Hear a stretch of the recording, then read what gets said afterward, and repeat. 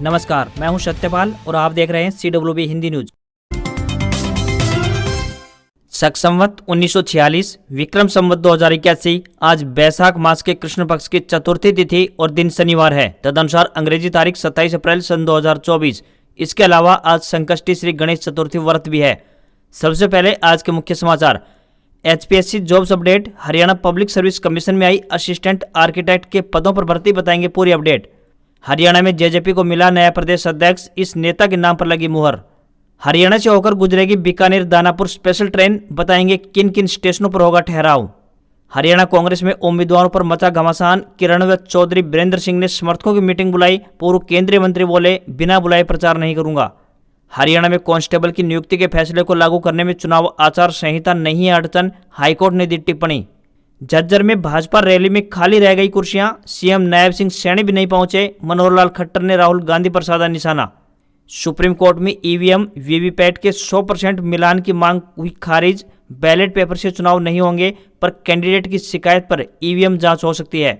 Haryana board update. परिणाम सुधारने के लिए अब जुलाई में भी परीक्षा दे सकेंगे विद्यार्थी। इस बार सिर्फ 10वीं के बच्चों को मिलेगा मौका। किसान आंदोलन का असर। यात्री ट्रेनों के साथ 40 मालगाड़ियों का संचालन ठप। अंबाला लुधियाना ट्रैक पर चल रहा है धरना। 13 राज्यों की 88 सीटों पर 67.98% वोटिंग हुई। 2019 में इन पर मतदान 70.05% था। 11 राज्य तो वहीं 3 केंद्र शासित प्रदेशों की सभी सीटों पर वोटिंग हुई पूरी। पहलवानों से यौन शोषण के आरोपी ब्रजभूषण की याचिका हुई खारिज। सांसद ने दोबारा जांच की मांग की थी। कोर्ट 7 मई को आरोप तय करेगी। व्हाट्सएप ने कहा, दबाव बनाया तो भारत छोड़ देंगे, यूजर्स के मैसेज की जानकारी नहीं दे सकते। नए IT नियमों का विरोध कर रही है कंपनी। और पंजाब ने IPL इतिहास का सबसे बड़ा टारगेट कोलकाता के खिलाफ चेज किया। 18.4 ओवर में 262 रन बना डाले। और अब खबरें विस्तार से।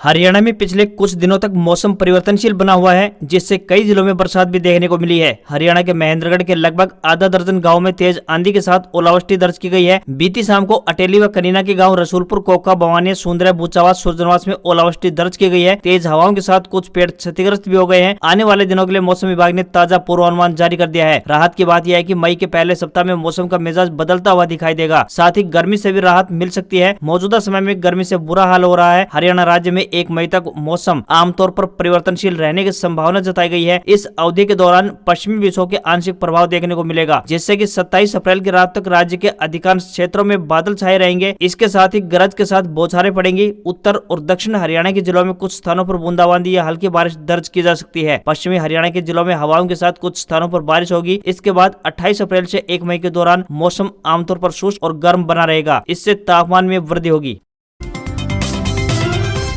हरियाणा लोक सेवा आयोग यानी HPSC की तरफ से असिस्टेंट आर्किटेक्ट के पदों पर भर्ती के लिए आवेदन आमंत्रित किए गए हैं। यदि आप भी इन पदों के लिए इच्छुक हैं तो अपने आवेदन भेज सकते हैं। आपको बता दें कि यह भर्तियां परमानेंट आधार पर की जाएंगी। इन पदों के लिए आपको ऑनलाइन माध्यम से आवेदन भेजने होंगे। आवेदन करने की आखिरी तारीख 11 मई 2024 है। इन पदों पर आवेदन भेजने वाले उम्मीदवार के पास वास्तुकला में स्नातक की डिग्री या भारतीय वास्तुकार संस्थान की एसोसिएट सदस्यता या वास्तुकला परिषद के साथ पंजीकरण या फिर मैट्रिक, मानक या उच्च शिक्षा तक हिंदी या संस्कृत में दक्षता होनी चाहिए। न्यूनतम आयु 21 वर्ष और अधिकतम आयु 42 वर्ष निर्धारित की गई है। इन पदों के लिए उम्मीदवारों को ऑनलाइन आवेदन करने होंगे। लंबी उठापटक और विचार विमर्श के बाद आखिरकार हरियाणा में कांग्रेस पार्टी ने अपने लोकसभा प्रत्याशियों के नामों का ऐलान कर दिया है। बता दें कि भिवानी महेंद्रगढ़ लोकसभा सीट पर कांग्रेस ने श्रुति चौधरी की टिकट काटकर महेंद्रगढ़ से विधायक राव दान सिंह पर दांव खेला है। महेंद्रगढ़ विधानसभा सीट से वो विधायक हैं तो भिवानी जिले के प्रहलादगढ़ के रहने वाले हैं। ऐसे में दोनों तरफ से इसका फायदा उन्हें मिलेगा। साथ ही पूर्व मुख्यमंत्री भूपेंद्र सिंह हुड्डा के बेहद करीबियों में उनकी गिनती होती है। कांग्रेस प्रत्याशी राव दान सिंह के लिए मजबूत पक्ष यह है कि लोकसभा क्षेत्र में बड़ा वोट बैंक अहिरवाल में उन्होंने अच्छी खासी पैठ बना रखी है। वो 2000, 2005, 2009 और 2019 में महेंद्रगढ़ विधानसभा निर्वाचन क्षेत्र से विधायक रहे हैं। ऐसे में देखना दिलचस्प होगा कि भिवानी महेंद्रगढ़ की जनता किस पार्टी के उम्मीदवार को अपना आशीर्वाद देकर लोकसभा भेजती है। हरियाणा में कांग्रेस के 8 सीटों पर उम्मीदवार घोषित करते ही घमासान मच गया है। श्रुति चौधरी की भिवानी महेंद्रगढ़ और ब्रजेंद्र सिंह को हिसार से टिकट न मिलने पर किरण चौधरी और पूर्व केंद्रीय मंत्री वीरेंद्र सिंह के समर्थकों ने मीटिंग बुला ली है। किरण चौधरी की मीटिंग शनिवार दोपहर 12 बजे भिवानी में उनके घर पर होगी। करीबी समर्थकों का कहना है कि किरण चौधरी और उनका परिवार इसी बैठक में कोई अहम या बड़ा फैसला ले सकता है। वहीं हिसार से बेटे ब्रजेंद्र सिंह की टिकट कटने पर पूर्व केंद्रीय मंत्री वीरेंद्र सिंह ने कहा कि बेटे को टिकट क्यों नहीं मिली, यह सवाल है। उन्होंने चुनाव लड़ने की इच्छा जताई थी। ब्रजेंद्र सिंह को मौका मिलता तो अच्छा होता। उन्होंने कहा कि अगर कोई बुलाएगा तो ठीक, वरना किसी का प्रचार करने नहीं जाऊंगा। वहीं हरियाणा कांग्रेस के अध्यक्ष उदय भान ने सफाई दी कि टिकट बंटवारे से कोई भी नाराज नहीं है। ब्रजेंद्र सिंह पर उन्होंने कहा कि कोई पार्टी छोड़कर आए और उसे टिकट मिल जाए, ऐसा नहीं होता। उनके नाम पर विचार हुआ, लेकिन फैसला किसी एक पर ही होना था। हालांकि उन्होंने विधानसभा या फिर राज्यसभा में ब्रजेंद्र सिंह को एडजस्ट करने के संकेत जरूर दिए। हरियाणा की सोनीपत लोकसभा सीट से प्रत्याशी उतारने में भले ही कांग्रेस ने थोड़ी देर की है, लेकिन कांटे से कांटा निकालने का बड़ा दांव चलकर पार्टी ने मुकाबले को रोमांचक बना दिया है। सतपाल ब्रह्मचारी के रूप में कांग्रेस ने जिन धर्मगुरु को मैदान में उतारा है, उन्होंने अपने प्रबंधन वाली धर्मशालाओं और आश्रमों के जरिए इलाके के लोगों की सेवा और मदद का काम पहले से ही हाथ में ले रखा है। हरिद्वार, पांडु पिंडारा और गांगोली मंदिर जाने वाले सोनीपत और जींद के श्रद्धालुओं के लिए ब्रह्मचारी चिर परिचित नाम है और पूरे क्षेत्र में उनके प्रशंसक मौजूद हैं। अयोध्या में राम मंदिर के भावनात्मक मुद्दे के साथ साथ चुनाव मैदान में उतरे भाजपा के नए प्रत्याशी मोहनलाल बडोली के सामने हरिद्वार के श्री राधा कृष्ण धाम के परमाध्यक्ष सतपाल ब्रह्मचारी को मैदान में उतारकर कांग्रेस ने एक साथ कई तीर साधने की कोशिश की है। एक तो सोनीपत क्षेत्र के ब्राह्मण वोट अब दोनों उम्मीदवारों में बटेंगे, तो वहीं दूसरे ब्रह्मचारी को भूपेंद्र सिंह हुड्डा का साथ मिलने से जाट वोटों का ध्रुवीकरण भी उनके पक्ष में हो सकता है। वहीं मूल रूप से वे जींद के गांगोली के रहने वाले हैं। यह क्षेत्र सफेदो विधानसभा में आने के साथ साथ सोनीपत लोकसभा क्षेत्र में भी आता है। देश में चुनाव इलेक्ट्रॉनिक वोटिंग मशीन यानी ईवीएम से ही होंगे, बैलेट पेपर से नहीं। इसके अलावा ईवीएम से वीवीपैट स्लिप की 100% क्रॉस चेकिंग भी नहीं होगी। सुप्रीम कोर्ट ने शुक्रवार को इन मामलों से जुड़ी सभी याचिकाएं खारिज कर दी। जस्टिस संजीव खन्ना और जस्टिस दीपांकर दत्ता ने कहा कि हमने प्रोटोकॉल तकनीकी पहलुओं पर विचार से चर्चा की है। इसके बाद हमने एक मत से यह फैसला दिया है। रिजल्ट की घोषणा के बाद अगर दूसरे या तीसरे नंबर पर आए किसी कैंडिडेट को आपत्ति है तो वह 7 दिन के भीतर शिकायत करे। ईवीएम के भीतर माइक्रो कंट्रोलर की मेमोरी की जाँच इंजीनियर्स की टीम करेगी। इस शिकायत के बाद वेरिफिकेशन की प्रोसेस का खर्च कैंडिडेट ही उठाएगा। अगर जांच में पता चलता है कि ईवीएम से छेड़छाड़ की गई है तो जो खर्च कैंडिडेट ने किया है उसे रिफंड कर दिया जाएगा। मौजूदा समय में गर्मी का प्रभाव शुरू हो चुका है। तापमान अधिक होने की वजह से अब दिन के समय लोगों की संख्या कम ही देखने को मिलती है। इसी को देखते हुए शिक्षा विभाग की तरफ से हरियाणा के सभी जिलों में एडवाइजरी जारी कर दी गई है। अब सभी स्कूलों में पानी पीने के लिए 3 बार घंटी बजेगी। शिक्षा विभाग ने कहा कि स्कूल में कोई भी कार्यक्रम धूप में नहीं किया जाएगा। इसके साथ ही खिड़कियों को भी कपड़े या फिर पर्दे से ढक दिया जाएगा ताकि बच्चों को राहत मिल सके। इस एडवाइजरी में यह भी कहा गया है कि स्कूलों में पर्याप्त मात्रा में ORS टैबलेट होनी चाहिए ताकि बच्चों को समस्या न हो। स्कूल स्टाफ को इनका सख्ती से पालन करने के निर्देश जारी कर दिए हैं। हरियाणा में रेल यात्रियों के लिए एक और अच्छी खबर सामने आई है। रेलवे विभाग की ओर से बीकानेर दानापुर स्पेशल ट्रेन का संचालन शुरू किया गया है। इस ट्रेन के संचालन से दक्षिण हरियाणा के जिलों को यूपी और राजस्थान के कई बड़े शहरों के लिए सीधी ट्रेन की सुविधा का लाभ मिलेगा। इस ट्रेन का महेंद्रगढ़ और लोहारू स्टेशन पर ठहराव होगा। इस ट्रेन का संचालन 2 मई से 28 जून तक रहेगा। यह ट्रेन प्रत्येक वीरवार को सुबह 11:15 बजे बीकानेर स्टेशन से रवाना होकर दोपहर 2:35 पर सादलपुर, 3:15 बजे लोहारू, तो 3:45 पर महेंद्रगढ़ स्टेशन से रवाना होकर शाम 6 बजे दिल्ली, तो रात 10:35 पर मुरादाबाद, 12:03 पर बरेली, 3:40 पर लखनऊ, 8:45 पर वाराणसी और 11:37 पर बक्सर स्टेशन से आरा होते हुए शुक्रवार को दोपहर बाद 1:45 पर दानापुर स्टेशन पहुंचेगी। इसी तरह वापसी की बात करें तो दानापुर बीकानेर साप्ताहिक स्पेशल ट्रेन शुक्रवार को सुबह 4:20 पर दानापुर से रवाना होकर 9 बजे वाराणसी, 2:40 पर लखनऊ, 6:15 बजे बरेली, 11:35 पर दिल्ली, दोपहर बाद 2:35 पर रेवाड़ी से चलकर 3:29 पर महेंद्रगढ़ स्टेशन पर पहुंचेगी। इसके बाद 4:15 बजे लोहारू, 5:50 पर सादलपुर व शनिवार को 7:20 पर बीकानेर स्टेशन पहुंच जाएगी।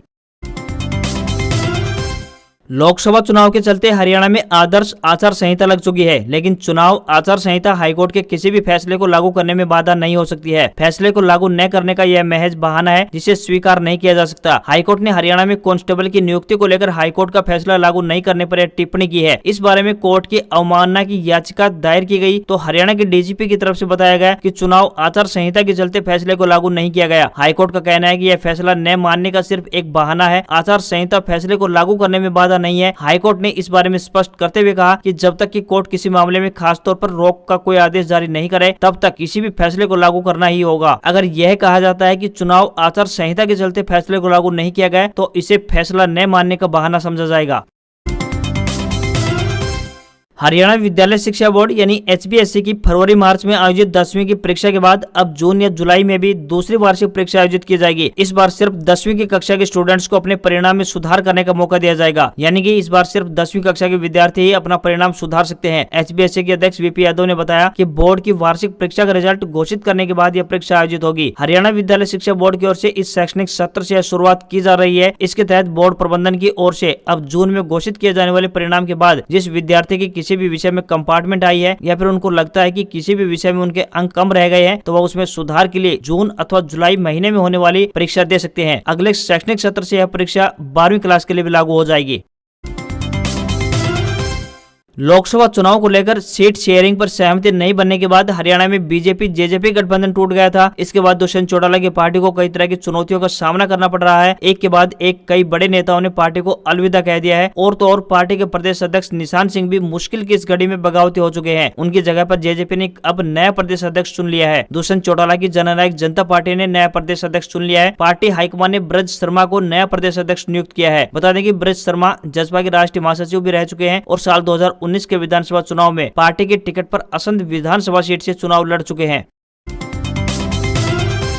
हरियाणा में कांग्रेस ने लोकसभा सीट जीतने के लिए प्रदेश की इकलौती राज्यसभा सीट भी दांव पर लगा दी है। रोहतक लोकसभा से राज्यसभा सदस्य दीपेंद्र सिंह हुड्डा को 5वीं बार मैदान में उतारा गया है। पिछले 4 लोकसभा चुनाव में से दीपेंद्र सिंह हुड्डा 3 बार जीतकर लोकसभा में गए हैं। वहीं 2019 के चुनाव में दीपेंद्र हुड्डा भाजपा के प्रत्याशी डॉक्टर अरविंद शर्मा से कांटे के मुकाबले में हार गए थे। इसके बाद साल 2020 में वे राज्यसभा में पहुंचे। हरियाणा प्रदेश में 5 राज्यसभा तो 10 लोकसभा की सीटें हैं। 2019 के चुनाव में भाजपा ने सभी 10 लोकसभा सीटों पर जीत हासिल की थी, जबकि कांग्रेस के हाथ एक भी सीट नहीं लगी। वहीं राज्यसभा की 5 सीटों में से कांग्रेस के पास एक ही राज्यसभा सीट है। यह सीट हाथ से न निकल जाए इसके लिए पहले दीपेंद्र सिंह हुड्डा का टिकट कटने की चर्चा थी, लेकिन ऐसा नहीं हुआ। दरअसल दीपेंद्र सिंह हुड्डा रोहतक से लोकसभा चुनाव जीतते हैं तो उन्हें एक पद या तो लोकसभा या फिर राज्यसभा पद से इस्तीफा देना होगा। ऐसे में दीपेंद्र सिंह हुड्डा राज्यसभा पद छोड़ते हैं तो कांग्रेस की इकलौती राज्यसभा सीट भी जा सकती है।